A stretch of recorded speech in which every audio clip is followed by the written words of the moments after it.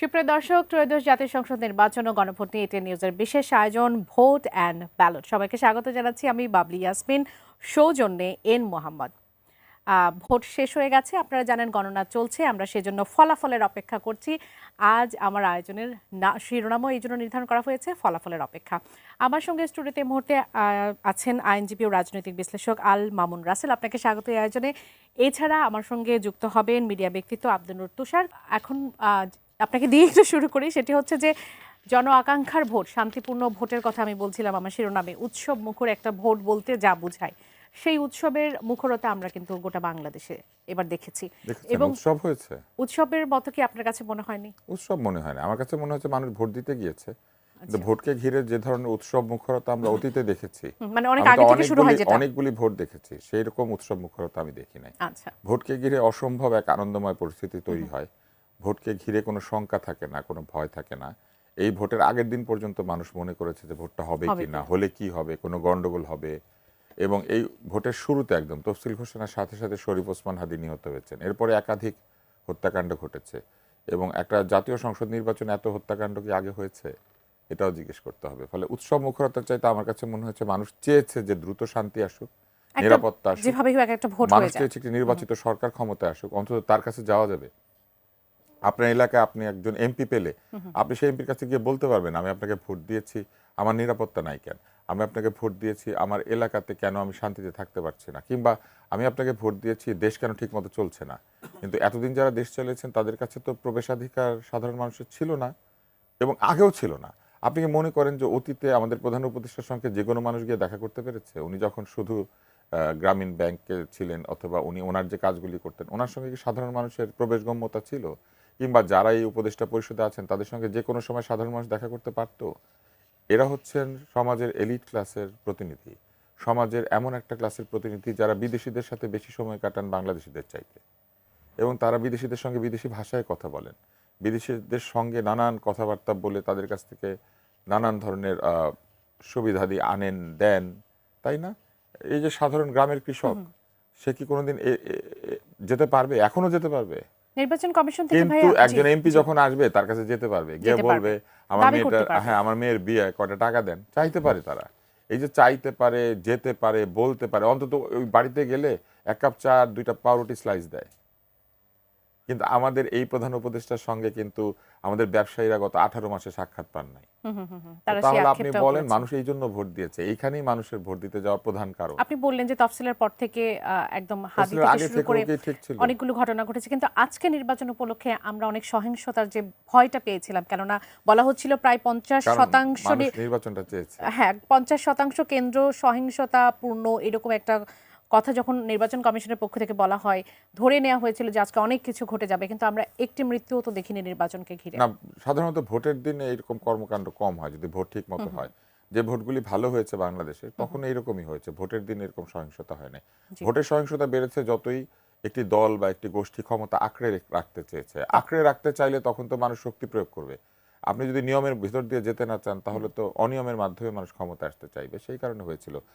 মানুষ কোনো যে অসুবিধা হয় না একটা বড় কারণ হচ্ছে মানুষ জানে যে অসুবিধা করলে ভোটটা হবে না, ভোটটা না হলে এর চেয়েও বড় অসুবিধার মধ্যে তাকে থাকতে হবে। বিশাল ক্রেডিটটা আসলে জনগণের কাছে যায়, অবশ্যই জনগণের জন্য। এবং যারা গন্ডগোল করতো তারাও 2 দিন অপেক্ষা করছে যে ভোটটা হয়ে যাক তারপরে গন্ডগোল করব। হ্যাঁ, আমি এটাই মনে করি, কারণ আমি বহু ভোট দেখেছি। আমি কিন্তু যখন ছোট্ট একদম তখন থেকে ভোট দেখি, মানে আমি 73-এর ভোট দেখেছি আমাদের, মানে মোটামুটি বাংলাদেশের শুরু থেকে আমি বাংলাদেশের শুরু থেকে ভোটগুলি দেখছি। আমি পত্রিকা পড়তে পারি আমার 73 সাল থেকে, আমি অনেক ছোট বয়সে পত্রিকা পড়তে পারি। তো আমি দেখেছি, পত্রিকা পড়েছি, টেলিভিশন দেখেছি, বাড়িতে টিভি ছিল, ফলে ভোটের রাত্রে সারা রাত ধরে ভোটের কথা বলে এই ভোটগুলি দেখে দেখে এসেছি। আমি এরশাদের নির্বাচন দেখেছি, আগে থেকে ঠিক করে রাখা ভোট দেখেছি, সব দেখেছি আর কি। ফলে আমি মনে করি যে উৎসব মুখরতার চাইতে বেশি ছিল দায়িত্ব পালনের চেষ্টা। ভোটাররা গিয়েছেন, ভোট দিয়েছেন, নিরাপত্তা ছিল, নিরাপদ ছিল, ভোট দিয়ে তারা ফেরত এসেছেন। কিন্তু ভোটের পরে যে প্রবল, আমি দেখেছি একসময় আনন্দ হতো, ছেলেরা মেয়েরা সাজগোজ করে ধরেন ওই ভোটের বাকি অংশটুকু এক বাড়ি থেকে আরেক বাড়িতে যায় টেলিভিশন দেখার জন্য। আমরা সব খালাতো মামাতো ভাই বোনেরা একটা বাড়িতে হয়ে যেতাম, আমরা একসাথে টিভি দেখতাম, একসাথে সারা রাত খাওয়া দাওয়া করতাম। সেই উৎসব কোথায়? আশঙ্কা সেই উৎসব হয়তো বা হারিয়ে সেই গেছে। উৎসবটাকে আসলে হ্যাঁ, সেই উৎসব হারিয়ে গেছে। জি, টেলিভিশন চলে এসেছে হাতের মুঠোয়। আমরা যার যার টিভি হাতে নিয়ে ঘুরি, তাই না? অসংখ্য ধন্যবাদ অ্যাডভোকেট আল মামুন রাসেল। আপনার কাছে একটু আসি। আপনার কাছে আসলে নির্বাচনটা কেমন ছিল? আমরা দুপুর 2টা পর্যন্ত 36,031টি কেন্দ্রে অংশগ্রহণমূলক যে ভোট, সেটা আমরা দেখেছি 47.91%। ধারণা করা হচ্ছে 50-এর আশপাশে ভোট কাস্ট হয়েছে, এরকমটা ধরে নেওয়া যায়। আপনি সামগ্রিকভাবে কেমন দেখলেন? আমি প্রথমত হচ্ছে আমার কাছে খুব ভালো লেগেছে। কারণ হচ্ছে যারা ঢাকার বাইরে ভোট দিতে চায়, সাপোজ হচ্ছে আমরা সবসময় যেমন তুষার ভাই হচ্ছে বললো যে হচ্ছে ওনার উৎসবমুখর মনে হয়নি, কারণ গ্রামে ঈদ করা আর হচ্ছে ঢাকা শহরে ঈদ করা এটা পার্থক্য আছে। কারণ গ্রামে হচ্ছে যাওয়ার পথে যে একটা প্রস্তুতি, যাওয়ার যে প্রস্তুতি, সে যে একটা আনন্দ, সে আনন্দটা যেতে যেতে এবং আস্তে আস্তে খুব আনন্দ, মানে জিনিসটা আরও বেশি মানে উপভোগ্য হয় আর কি। তো এই জন্য তুষার ভাই তো ঢাকায় ভোট দিয়েছে, আর আমি আমি কালকে রাতের প্রায় 3টায় গিয়ে আমি ভোট দিয়ে আসি এলাকায়, আবার ব্যাক করেছি। আমার কাছে খুব মুখর মনে হয়েছে। আপনি দেখেছেন বাংলাদেশে এভাবে ঈদের সময় যেভাবে মানুষ ট্রেনের ছাদের উপর ছাদে এই মানে কথা বলতে বলতে চিৎকার দিয়ে আওয়াজ দিয়ে যায়, তারপর লঞ্চগুলোতে আপনি মানুষের মধ্যে যে একটা দেখেছেন, আগ্রহ উদ্দীপনা দেখেছেন বা চিৎকার বা আনন্দ করার বিষয় দেখেছেন, এটা আসলে মানে নির্বাচনের সময় আমরা দেখতে পাই না। 17-18 বছর আমরা তো নির্বাচন দেখি নাই, ভালোভাবে নির্বাচনগুলো সেভাবে হয়নি। কিন্তু এবারের নির্বাচনটা আমি এলাকায় যাওয়ার পর আমি দেখেছি বিএনপি জামাত সবাই একসাথে আনন্দ করছে, ভোট দিতে যাচ্ছে। আমরা ভোট দিলাম, লাইনে থেকে ছবি তুলেছি, ভিডিও করেছি একে অপরের সাথে। আবার প্রত্যেকেই আপনি দেখবেন আজকে সোশ্যাল মিডিয়া যদি আপনি দেখেন, প্রত্যেকে হাতের যে চিহ্নটা প্রত্যেকেই পোস্ট দিয়েছে। কেন? এই যে একটা আগ্রহ উদ্দীপনা ইতিপূর্বে কোনো নির্বাচনে আমি দেখি নাই। তারপরে দেখেন সহিংসতার বিষয়টা যেটা আসে, সহিংসতা কিন্তু প্রত্যেকটা নির্বাচনের দিন, আপনি যে সর্বশেষ 2024-এর নির্বাচনের দিন দেখেন প্রায় 12 জন হয়েছে। হ্যাঁ, এবং আমি যদি বলি যে হচ্ছে যে 3টা ভোট বাদ দিই, 2001 সাল এবং 1991 সালে যে নির্বাচন, 1991 সালের নির্বাচনে বলা হয়েছে সেটা খুব পার্টিসিপেটরি ইলেকশন ছিল, সেখানেও প্রায় আপনি 5 থেকে 10 জন এই করেছে, এটা কি বলে নিহত হয়েছে, এবং 2001 সালে 30 জন নিহত হয়েছে নির্বাচনের দিন। তো সুতরাং নির্বাচনের দিন এভাবে মানে বড় ধরনের সহিংসতা ছাড়া একটা নির্বাচন, এটা আমাকে খুব মুগ্ধ করেছে। হ্যাঁ, এটা আমাকে খুব মুগ্ধ করেছে। আমি মনে করি এই আমরা তো বলি যে আপনি যে একটু আগে বললেন যে পার্সেন্টেজটা কত, 50 থেকে 55। আপনি যদি দেখেন আমাদের আপনি 91 ইলেকশন এবং 2001 ইলেকশন, পরবর্তী ইলেকশনগুলো আমি বাদ দিলাম, 91 এবং আপনি 2001 ইলেকশনগুলো যদি দেখেন, সেখানে যেমন 91 ইলেকশনে 55% ছিল ভোট, সেটা কিন্তু গণ অভ্যুত্থানের পরবর্তী একটা ইলেকশন। এবং আপনি 69 যে গণ অভ্যুত্থান হয়েছে, সেটা 70 যে নির্বাচন, সেই নির্বাচনে ভোট পড়েছে 60%। হ্যাঁ, তার মানে গণ অভ্যুত্থানের পরবর্তীতে এই যে যতগুলো ভোট হয়েছে, 2টা ভোট হয়েছে, 2টা ভোটেই কিন্তু 55 থেকে 60-এর মধ্যেই ছিল। তো সুতরাং এবারও কিন্তু 55% ছিল। এখন আপনি বলতে পারেন যে আসলে 55% কেন, আর একটু বেশি হতে পারতো। আপনি জানেন বাংলাদেশে আরেকটা বড় দল যারা 50% এটা তো এখনো মানে নির্দিষ্ট নয়, 50 থেকে 55%, যদি এটা হয়, এটাও কি মানে প্রত্যাশিত কিনা বা আরো বেশি হওয়ার সম্ভাবনা আছে? আমি আপনাকে বলেছি যে প্রথম কথা হচ্ছে অভ্যুত্থানের পরবর্তীতে যতগুলো আমরা দেখেছি এর মধ্যেই ছিল, কাছাকাছি 55 থেকে 60%-এর মধ্যে ছিল।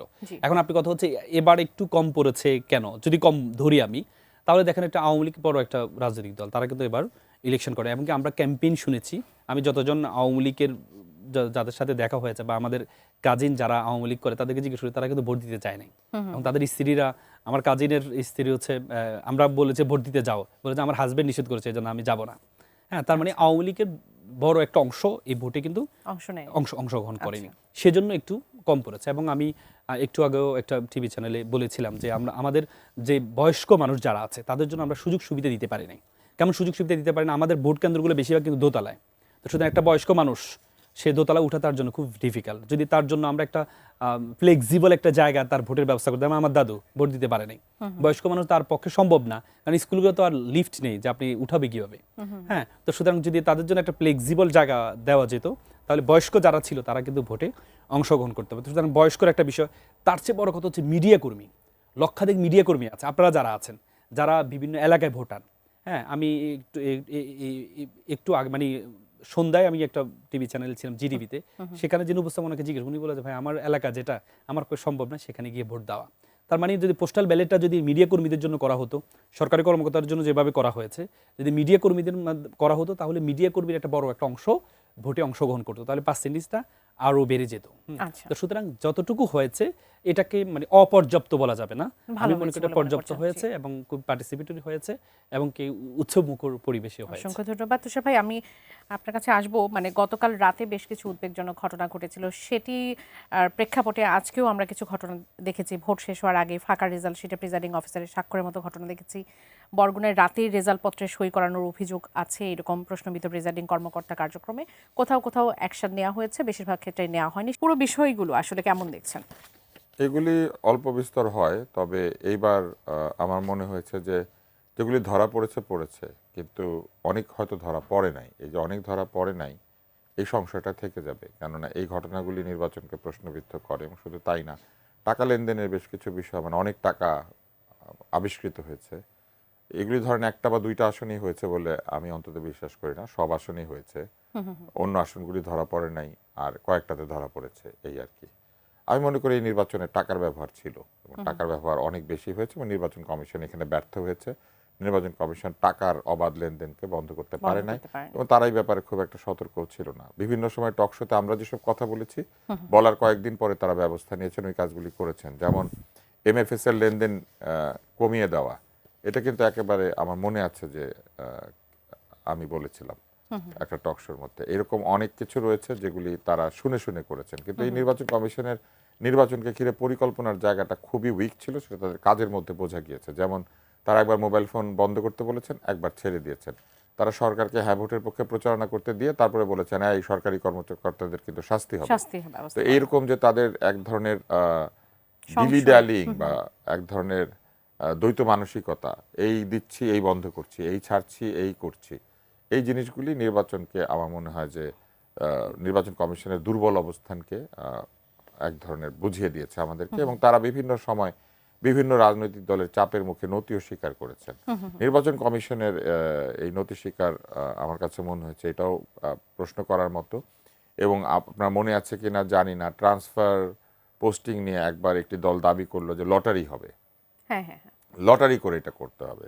তো তারা করলেন লটারি। তো এরকম সরকার কিন্তু লটারি করে তখন এই পোস্টিংগুলি দিয়েছেন। আমার কাছে মনে হচ্ছে লটারি নিয়েও পরবর্তীতে তারা প্রশ্ন করেছে এবং অন্য প্রতিপক্ষের দল তারাও আসলে প্রশ্ন করেছে। ফলে আমার মনে হয় যে তাদের প্রোঅ্যাক্টিভ হওয়ার চাইতে তারা রিঅ্যাক্টিভ ছিলেন। লোকে গিয়ে কিছু বললে তারা 2 দিন 3 দিন পরে সিদ্ধান্ত নেন। তাদের নিজেদের চিন্তা ভাবনা, নিজেদের কাজের অভিনবত্ব কোথায়? আজকে যে বিভিন্ন জায়গায় সার্ভার ডাউন হয়েছিল ভোটার নাম্বার নিতে গিয়ে, এমনকি আমার যে আসন সেখানে আমাকে 1 ঘন্টা বসে থাকতে হয়েছে ভোটার নাম্বার নেওয়ার জন্য, কোনোভাবেই নেওয়া যাচ্ছিল না। তারপরে একটা SMS পাঠিয়ে সেটা উদ্ধার করা হয়েছে। কিন্তু এখানে একটা ব্যাপার হয়েছে, অধিকাংশ মানুষের কাছেই তারা এখন কিভাবে স্মার্টফোন ব্যবহার করে, তারা প্যাকেজ কিনে 500 মিনিট সাথে এত গিগা ইন্টারনেট। SMS কিন্তু লোকে কিনে না, কারণ এখন তারা হোয়াটসঅ্যাপ, ভাইবার এরকম নানান প্রযুক্তি ব্যবহার করে, যেটা দিয়ে তারা টেক্সট করে অন ইন্টারনেট, ভয়েস অন ইন্টারনেটও করে, কিন্তু এই মিনিট থেকে যায়, মিনিট খরচ হয় না। তো এই যে টেলিফোনের ব্যবহার, সবার তো স্মার্টফোন নাই, আর স্মার্টফোনের মধ্যে SMS নাই, ফলে সবাই অ্যাপ দিয়ে নামানোর চেষ্টা করছিল, ওয়েবসাইটে যাওয়ার চেষ্টা করছিল এবং সেইখানে সার্ভার ডাউন হয়েছিল। তো এই যে 1 ঘন্টা আমাকে বসে থাকতে হয়েছে, এটা আমি ধৈর্যশীল বলে। বহু মানুষ কিন্তু এটা হচ্ছে না, পরে তারা চলে গেছেন, বলছেন দরকার নাই আমি যাই। তো এই জিনিসগুলি তো ভালো হয় না। ওনাদের উচিত কি ছিল? ওনাদের উচিত ছিল এই যে ভোট কেন্দ্রে যাওয়ার পথে আমাদেরকে আটকে কেউ বলছে আপনার ভোটার নাম্বারটা আমি দিচ্ছি, অথবা অনেক লোকের জটলা হয়ে আছে কারণ তারা ভোটার নাম্বার নামাচ্ছেন, কিছু বুথ আছে বাইরে, এটা সম্পূর্ণভাবে অ্যাভয়েড করা যেত যদি শুধু লোকাল ডেটাটা একটা লোকাল ল্যাপটপে লোড করে ওই কেন্দ্রগুলিতে দেওয়া থাকতো। ওইখানে সার্চ দিলেই ভোটার নাম্বারটা বেরিয়ে আসতো, এনআইডি নাম্বার দিবেন বেরোয় আসবে। এখানে তো জালিয়াতির কিছু নাই, কারণ এনআইডি নাম্বারটা আসলে তো ছবির সাথে মিলতে হয়। তো ভোটার নাম্বারটা বের করার জন্য ইন্টারনেটে যাইতে হবে, গিয়েও এখানে করতে হবে। একটা পেন ড্রাইভ দিয়ে প্রত্যেক কেন্দ্রে ডেটাটা পাঠিয়ে দিলেও হতো যে এখানে ডেটা আছে, তো আপনারা নাম্বার দিলে চেক করে নিলে হতো। মানে খুব সাধারণ প্রযুক্তিকে অসাধারণ করতে গিয়ে ছোট ছোট বিষয়কে তারা জটিল করেছে। হ্যাঁ, এবং এই জিনিসগুলো আমার কাছে মনে হয়েছে যে তারা খুব সহজে এটা করতে পারতেন। আরেকটা কাজ করেছেন, তারা ভোটার স্লিপ দেওয়াকে বন্ধ করে দিয়েছিলেন। অথচ আজকে কিন্তু সবাই ভোটার স্লিপ নিয়ে গিয়েছে, কারণ কেন্দ্রের সামনে ভোটার স্লিপটা দিয়েছে। এটা যদি 1 সপ্তাহ আগে দিত তাহলে কি হইতো? কোনো অসুবিধা হইতো না। কেন্দ্রের সামনে তো সবাই ভোটার স্লিপ দিল, তো এই ভোটার স্লিপ বাসায় দিলে কি হতো? এটাও তারা বন্ধ করেছেন। এরকম অনেক কিছু করতে গিয়েছেন। আমার কাছে মনে হচ্ছে এরা জীবনে কোনদিন নির্বাচন করেন না, এটাই প্রথম। সেই হিসাবে আমরা তাদেরকে অনেক নাম্বার দিতে পারি, কারণ প্রথম পরীক্ষা আপনি যদি এত ভালো ফলাফল করে ফেলেন, অনেক নাম্বার পেয়ে যান, তাহলে আমরা ধরেন এটাকে আমরা পরে অসংখ্য ধন্যবাদ। আমি আমরা একটু তাদেরকে বলতে পারি যে তারা ঠিক করেছে। অ্যাডভোকেট আলামুল রাসেল, আপনার কাছে একটু আসি। ভোটের পরিবেশ ভালো, এই ভোটের মাধ্যমে গণতন্ত্র ফিরে আসবে এমন কথা বলেছেন আমির খসরু মাহমুদ চৌধুরী। তিনি বলেছেন, আমরা অন্যদিকে আবার দেখেছি ইলেকশন ইঞ্জিনিয়ারিং, কেন্দ্র দখল, প্রার্থীদের উপর হামলার ঘটনা ঘটেছে বলে এনসিপির পক্ষ থেকে আসলে পরিচালনা কমিটির সদস্য সচিব মনিরা শারমিন তিনি অভিযোগ করেছেন এবং ইসির প্রতি আহ্বান জানিয়েছেন যেন পর্যাপ্ত ব্যবস্থা নেওয়া হয়। জামাতের দিক থেকে যেটি বলা হয়েছে, কুমিল্লা ৮, শরীয়তপুর 2, পটুয়াখালী 1 আসন সহ বেশ কয়েকটা আসনে কিছু ভোট কেন্দ্রে অনিয়ম হয়েছে এবং তারা ইসিকে অভিযোগ করেছে এবং বলেছেন যে এইসব কেন্দ্রে যাতে ভোট স্থগিত করা হয়, কার্যকর ব্যবস্থা নেওয়া হয়। ফলাফল যদি এসব আসনে যদি পছন্দ না হয়, সেক্ষেত্রে ইসি উপর কি সেই চাপটা আসলে প্রয়োগ করা যাবে বা ইসি কি সেই ব্যবস্থাটা নিতে পারবে বা নেবে? আপনার কাছে কি মনে হয়? ওভারঅল এটা নিতে পারবে, হ্যাঁ, চাপও দেওয়া যাবে। আর হচ্ছে আমরা ইতিপূর্বে যত কমিশন দেখেছি, নির্বাচন কমিশন হচ্ছে সরকারি মানে একটি দলের প্রতি হেলে যেত, কিন্তু এবার নির্বাচন কমিশন আমরা যেটা দেখেছি, যেদিক থেকে একটু শক্ত অবস্থান দেখেছে, প্রতিবাদ দেখেছে, তারা কিন্তু সংশোধন করার চেষ্টা করেছে। এটা একটা ভালো দিক। সবাই তো দোষারোপ করেছে যে ইলেকশন কমিশন দ্বিপক্ষই কখনো বিএনপির প্রতি হেলে যাচ্ছে, কখনো জামাতের প্রতি হেলে যাচ্ছে। যখন আমি যখন একটা ক্লেম করলাম, যখন আমার ক্লেমটা মেনে নিচ্ছে বিপরীত পক্ষ, হ্যাঁ, এই করছে যে না তাদের দিকে হেলে গিয়েছে, কিন্তু আপনি যখন ইকুয়েশনটা দেখবেন, আপনি প্রথমে যেমন হচ্ছে আপনি এই দ্বৈত নাগরিক ঋণ খেলাপি, এটা নিয়ে জামাতের এবং এনসিপির পক্ষ থেকে ব্যাপক এই করেছে যে ঋণ খেলাপি, কারণ বিএনপির সবচেয়ে বেশি ঋণ খেলাপি এবং দ্বৈত নাগরিক ছিল। এটা নিয়ে পরবর্তীতে ইসি বাধ্য হয়, কারণ আপনি দেখেছেন ছাত্রদল এই যখন এটার রায় যেদিন হবে সেদিন ছাত্রদল নির্বাচন কমিশনের সামনে একটা মব তৈরি করার চেষ্টা করেছে। তারপরে ইসি চিন্তা করলো নির্বাচনটা হওয়া উচিত, তারপরে এই সুযোগটা দিয়েছে। তখন কিন্তু এনসিপি এবং জামাতের পক্ষ থেকে বলা হয়েছে তারা একদিকে হেলে গিয়েছে। এরপরে আবার যখন আরপিও যখন সংশোধন করলো, আরপিও সংশোধনে আপনি দেখবেন আরপিওতে সংশোধনের ক্ষেত্রে জোটভুক্ত হলে নিজস্ব প্রতীক নিয়ে এটা নিয়ে কিন্তু বিএনপি কিন্তু চিঠি দিয়েছে এবং প্রতিবাদ জানিয়েছিল, কিন্তু তখনও জামাত এবং এনসিপিরা এটার পক্ষে ছিল। এই জন্য পরবর্তীতে কিন্তু ইসি কিন্তু তাদের পক্ষেরা এই দিয়েছে, তার মানে বিএনপি কেন অ্যাভয়েড করেছে, সেখানে বিএনপি বলেছে না ওদিকে হেলে গিয়েছে। এবং কি আপনি দেখেছেন নির্বাচনের 2-3 দিন আগে হুট করে বলেছে যে 300 মিটারের মধ্যে মোবাইল ব্যবহার করা যাবে না। এটার জন্য কিন্তু একটা দল চুপ ছিল, বিএনপি কিন্তু চুপ ছিল এই ক্ষেত্রে, মানে কোনো কথা বলে না। কিন্তু জামাত এবং এনসিপি এটা ব্যাপক ইসির কাছে গিয়েছে, পরে ইসি কি করলেন, এটা থেকে সরে আসলেন। তার মানে ইসি দেখেছেন যে দুই দিক থেকে, কারণ আপনি যখন ডান দিকে যাবেন বামরা বলবে আপনি ডানপন্থী, ডান দিকে বাম দিকে গেলে ডান্ডা বলে বামপন্থী, এমনই হবে। কিন্তু আগে আমরা কি দেখেছি, আগে দেখেছি সরকারি দল যেটা চাইবে সেটাই হতো, কিন্তু এবার ইসি এই জায়গা থেকে এজন্য কিন্তু এবার ইলেকশন হওয়ার পরে আজকে সারাদিনে আমরা কিন্তু বিকালের দিকে অনেক ভোট বর্জন হয়, আমরা দেখি প্রায় অর্ধেক আসনে ভোট বর্জন হয়, কিন্তু আমরা শুধু একটা আসনে দেখি, হাসনাতের আসনে শুধু ভোট বর্জন করেছে ট্রাক মার্কা, আর কেউ কিন্তু বর্জন করেনি। এবং কি আমরা বড় ধরনের কোনো নির্বাচনে সব ভোট গ্রহণের পর থেকে বর্জন এবং কি বড় ধরনের বড় দল থেকে আপনি দেখেছেন বিএনপির মিডিয়া সেল থেকে সাংবাদিক সম্মেলন করা হয়েছে, জামাত থেকে সাংবাদিক সম্মেলন, তারা কিন্তু বিচ্ছিন্ন কিছু ঘটনা ছাড়া, কয়েকটা কেন্দ্র ছাড়া বা কয়েকটা আসন ছাড়া পুরো ওভারঅল বিষয় নিয়ে কিন্তু মানে কারচুপি হয়েছে বা একপাক্ষিক হয়েছে এমন কিছুই এখনো পর্যন্ত কিন্তু আমরা শুনি নাই। এখনো পর্যন্ত একটা উৎসবমুখর একটা বিষয় আছে। তার মানে আমি মনে করি এটা আমি তুষার ভাইয়ের কাছে একমত যে টাকার যে ব্যাপারটা এটা কিন্তু ইসি কন্ট্রোল করতে পারে নাই, কারণ এটা কন্ট্রোল না করার পেছনে আরেকটা কারণ আছে, সেটি হচ্ছে আপনি পুলিশ কাজ করছে না, কারণ আইন শৃঙ্খলা বাহিনী তো কাজ করতে হবে, কিন্তু ওই যে 5 আগস্টের যে একটা এটা রেস্টটা এখনো পর্যন্ত পুলিশের মধ্যে আছে। কাজ যদি পুলিশ যদি ভালো করে কাজ করতো তাহলে এই যে টাকার যে ব্যবহারটা এই ব্যবহারটা করা যেত। তো সুতরাং ওভারঅল আমার কাছে মনে হয়েছে এই নির্বাচন কমিশন অনেকটু ভালো করার চেষ্টা করেছে এবং এটা আমার কাছে মনে হয় প্রত্যেকটা দল এটা গ্রহণ করে নিবে আমার বিশ্বাস। তুষার ভাই, আমি নির্বাচনে আমার একটা শিরোনামে বলছিলাম যে ভোটের পরিবেশে সন্তুষ্ট ইইউ এবং কমনওয়েলথের পর্যবেক্ষক দল, উল্লেখযোগ্য সংখ্যক পর্যবেক্ষক এবার এসেছে, 540 জন বিদেশি পর্যবেক্ষক এবং সাংবাদিক এসেছে। আমাদের গণমাধ্যমের ভূমিকা আসলে আপনি কেমন দেখেছেন, আইন শৃঙ্খলা বাহিনীর ভূমিকা কেমন দেখেছেন, এবং একটি ঘটনা বলছিলাম গোপালগঞ্জের 2-1টি কেন্দ্রের সেখানে সেনাবাহিনীর ভূমিকা। আমরা আমাদের ভোটে সন্তুষ্ট হলে সেটা ভালো ভোট। ইউর কি আসে যায় আমাদের দেশে ভোট হোক বা না হোক, আমাদের আসে যায় ইউ আমাদেরকে ভালো বলেছে, এটা অনেকটা এরকম না, এটা ঔপনিবেশিক দাসত্বের মানসিকতা। ইউ আমাদের ভোটকে ভালো বলেছে, ওরা ভালো বললে ভালো আর ওরা খারাপ বললে খারাপ। আমি একেবারে এইসব মতামতকে গুরুত্ব দিতে চাই না। ধরেন আমার পছন্দ হইল না ব্রিটেনের নির্বাচন, তাতে কিছু আসবে যাবে? ওরা এই যে ঔপনিবেশিক শাসন আমাদের উপর এতদিন চালাতে পেরেছে বললে, ওরা ভালো বললে আমাদের মনে হয় ওরে বাবা, এটা যে বিলাতি ব্যারিস্টার ডিগ্রির মতো আর কি, বিলাত থেকে ডিগ্রি আনলো এটা ভালো, এখানের উকিল ভালো না। ব্যাপারটা বুঝতে পেরেছেন? তো এইগুলো আমি পাত্তাই দিই না। আমার কাছে মনে হয় এগুলো বন্ধ হওয়া উচিত। ইউ সন্তুষ্ট হয়েছে, ইউ ওদের দেশে গিয়া রিপোর্ট দিবে। কিন্তু এটা তো শুরু থেকে গুরুত্ব দেওয়া হচ্ছে যে আমাদের অনেক বিদেশি পর্যবেক্ষক আসবে, তারা এসে পর্যবেক্ষণ করবে, বিষয়টাকে কিন্তু অনেক গুরুত্ব দিয়ে তখন দেখা এগুলো না চালু করেছিল পতিত ফ্যাসিস্ট স্বৈরাচার আওয়ামী লীগ। আওয়ামী লীগ একসময় ভোট ঠিক করার জন্য বিদেশ থেকে লোকজন ধরে আনতো এবং এনে, আপনার মনে আছে কমনওয়েলথের মহাসচিব ফ্রেডেরিক নিনিয়ান, উনি এসে আলাপ করে, উনি ভোট দেখে। তারপরে আওয়ামী লীগ কি করলো? ভোটে দারুণ দারুণ কারচুপি করলো। তখন ইউ কোথায় ছিল? এসব লোকজন কোথায় ছিল যখন কারচুপি হয়েছে? বিদেশিরা কি বললো না বললো এটা নিয়ে আমি একদমই মাথা ঘামাই না। আমার সবসময় মনে হয় আমার ভোট আমি দিয়েছি, আমার সাধারণ জনগণ যারা আমার মতোই তারা দিয়েছেন। আমরা যদি বুঝি এটা ভালো তাহলে ভালো। আপনি বলেন তো কাচ্চি বিরিয়ানি খেয়ে আমি যদি বলি বিরিয়ানি ভালো হয়েছে তাইলেই ভালো। এখন ফ্রেডেরিক নিনিয়ান খায় যদি বলে ভালো, তাতে কি আসে? যেন জীবনে কাচ্চি খাইছে? ভাইয়া, যেহেতু এই অংশ একটু ছোট ছোট করে নেই, প্রধান নির্বাচন কমিশনার এম নাসির উদ্দিন তিনি বলেছেন যে বাংলাদেশ এবার গণতন্ত্রের ট্রেনে উঠে গেছে, গন্তব্যেও পৌঁছাবে বলে মন্তব্য করেছেন। আপনার কাছে বিষয়টা কেমন? এই যে একটা গণতন্ত্রের ট্রেনে উঠে গেছে। গণতন্ত্রের ট্রেন কেন? জাহাজ না কেন? বাস না কেন? এই মেটাফোর, মানে এই যে মেটাফোরিক বক্তব্য। না, আমরা কি গণতন্ত্রের পথে আগাচ্ছি কিনা, মানে না, যে গণতন্ত্রের পথে তো ভোটটা আমরা হলো সেটিকে গণতন্ত্রের নিয়ে। পথে আগানোর একটাই উপায় নির্বাচন। জি। নির্বাচন ছাড়া আর কোন পথ আছে ট্রেনে উঠার? মানে গণতন্ত্রের ট্রেনে উঠে গিয়েছে এইসব বলার আমি কোনো যুক্তি দেখি না। আমি ট্রেনে উঠেছি না বাসে উঠেছি তাতে কিছুই আসে যায় না যদি ট্রেনটা লাইনচ্যুত হয়, বাসটা যদি গাথার মধ্যে পড়ে, না গর্তের মধ্যে পড়ে যায়। আমি এখন একটু জেনজি ভাষায় কথা বলি, মানে গাধার মধ্যে পড়লে পরে এই বাস দিয়ে আমার কি হইব? কিচ্ছু হইতো না, তাই না? বাংলাদেশ গণতন্ত্রের ট্রেনে উঠছে, ট্রেনের ছাদের উপরে সবচেয়ে বেশি কোন দেশের লোক উঠে? মেট্রো রেলের ছাদে উঠে বসছিল। তো এইসব না বলে বরং বলা দরকার আমরা একটা ভালো ভোট দিয়েছি এবং গণতন্ত্র সামনের দিকে যেন সুষ্ঠুভাবে পরিচালিত হয় সেই দায়িত্ব নির্বাচিত জনপ্রতিনিধিদের। গণতন্ত্রের আচ্ছা, ট্রেনে সুষ্ঠু উঠে গিয়ে। নির্বাচনে, আচ্ছা আমার সময় এতক্ষণ রেল একেবারেই লাইনের কম, পাশে না হলে দাঁড়িয়েছিল, রেল লাইনের ওই বস্তিতে জন্মেছিল একটি ছেলে। মানে এইসব শুনলেই না আমার মেজাজ খারাপ হয়। অ্যাডভোকেট আলমামুন এই রাসেল। বক্তব্য না জি। যত নির্বাচন হয়েছে আমি সব জায়গায় শুনেছি গণতন্ত্রের ট্রেনে উঠে গিয়েছে। কিন্তু সেই ট্রেন আসলে গন্তব্যে পৌঁছায় কিনা সেটি আপনার কাছে কি মনে হয়? গন্তব্যে পৌঁছানোর দিকে কি আমরা এগোচ্ছি? ফলাফল ঘোষণার পরও যেন মানে গণতান্ত্রিক আপনি গণতন্ত্রের শালীনতা রাস্তায় হেঁটে অটুট গেলে কি থাকে, হয়?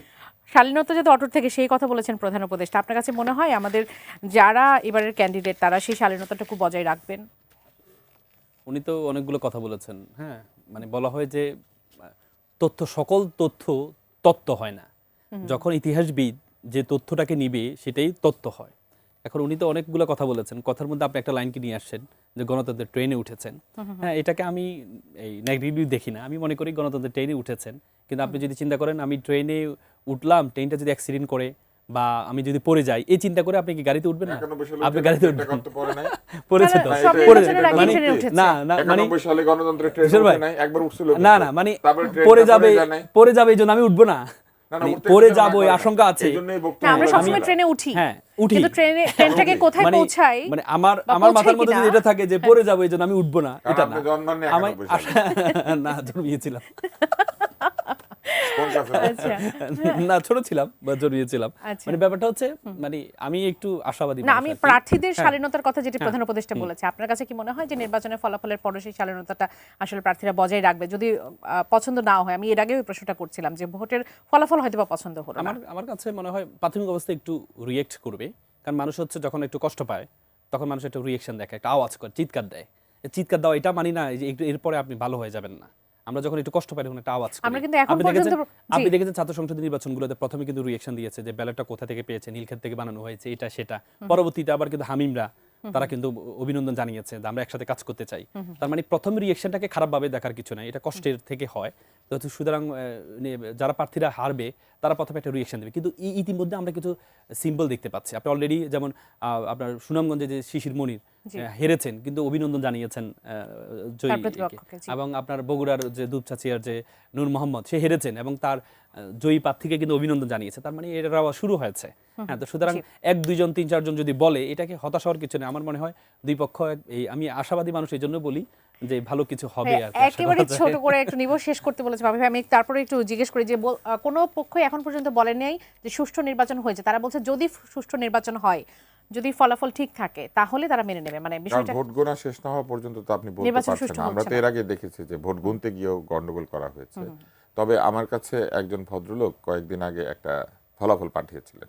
উনি আমাকে বলেছিলেন যে ফলাফলটা এইরকম হবে এবং না হলে পরে যেন আমি তার সাথে কথা বলি। তো উনি আমাকে যেটা পাঠিয়েছিলেন, উনি বলেছিলেন যে কোনো দলই সংখ্যাগরিষ্ঠতা পাবে না, বিএনপি এবং জামাত হয়তো 140, 120 অথবা 130, 110 মানে এরকম থাকবে এবং বাকিরা কিছু সিট পাবে এবং এটা একটা হাং পার্লামেন্ট হবে এবং সেই হাং পার্লামেন্টে যে কোনো দলই সরকার গঠন করতে গেলে সাথে তার অন্য দলের সাপোর্ট নিয়ে সরকার গঠন করতে হবে। বাংলাদেশে এইবার নিরঙ্কুশ সংখ্যাগরিষ্ঠতা আসবে না কোনো দলের, এটা নাকি আগে থেকে ঠিক করা আছে। উনি এটা আমাকে লিখেছিলেন। আমি ওনার কথা বিশ্বাস করি নাই, কিন্তু এই জন্য বললাম যে এরকম যদি হয় তাহলে বুঝবেন যে ঘটনার মধ্যে অসংখ্য ধন্যবাদ ঘটনার মধ্যে কিছু তুষার একটা ভাই, আছে। অসংখ্য ধন্যবাদ। অ্যাডভোকেট আল মামুন রাসেল, আপনাকে ধন্যবাদ আমাদের এই আয়োজনে যুক্ত হওয়ার জন্য। দর্শক, এন মোহাম্মদের সৌজন্যে ভোট অ্যান্ড ব্যালটের আজকের আয়োজন এই পর্যন্তই। আগামীর পর্ব দেখার আমন্ত্রণ জানিয়ে আজ এখান থেকে বিদায় নিচ্ছি। সঙ্গে থাকার জন্য ধন্যবাদ। শুভরাত্রি।